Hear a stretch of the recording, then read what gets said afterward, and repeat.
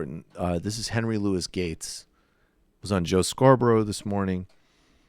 And again, you need to connect, in my mind, the terrorism and attempt to ethnically cleanse America through these ICE and immigration policies with voter suppression. It's a strategic white supremacy.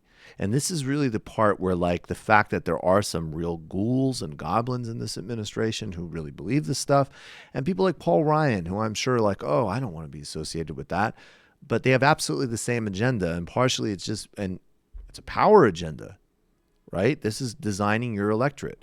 And Henry Louis Gates is going to explain to Scarborough the scale of voter suppression taking place in the Trump era, paved by the Roberts Court gutting the Voting Rights Act, as an example.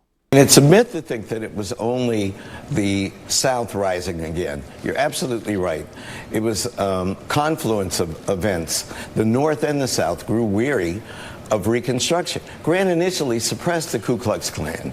Remember, the 13th Amendment that abolished slavery is ratified on December 6, 1865, about the same time that the Klan is born. And Grant suppresses the Klan in the early years of his administration.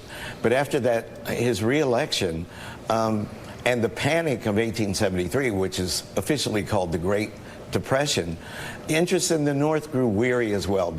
Do we really need to commit all these resources for these former slaves? Didn't we free them? They should be on their own. Can't they stand on their own 2 feet? And so starting in 1890, the former Confederate states had constitutional conventions that suppressed the black vote. I'll give you a dramatic example. In 1898, there were 130,000 black men registered to vote in Louisiana. By 1904, that number had been reduced to 1,342. Think about that. And that happened in large part because the terror campaigns, because of the Klan, because governments weren't doing their jobs? Is this what we're going to also read about in Stony the Road? Oh, yes, absolutely. Look, voter suppression and a very conservative Supreme Court that in 1883 declared the Civil Rights Act of 1875 unconstitutional. So think about it. 12 years of black freedom, followed by an alt-right rollback, and a president who refused to renounce white supremacy, Andrew Johnson.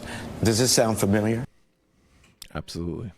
I was reading exactly right. Robert Paxton's The Anatomy of Fascism, and we often focus, I think rightly, on the capitalism angle of what leads to fascism, but Robert Paxton makes a convincing case that that the Klan was actually maybe the first fascist organization we've had, and a sort of response to increased franchisement and sort of like bringing in more people into the political process. They realized we need something to rile up our people too.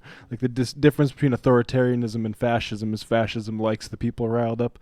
Authoritarianism wants them excluded as much as possible. Right.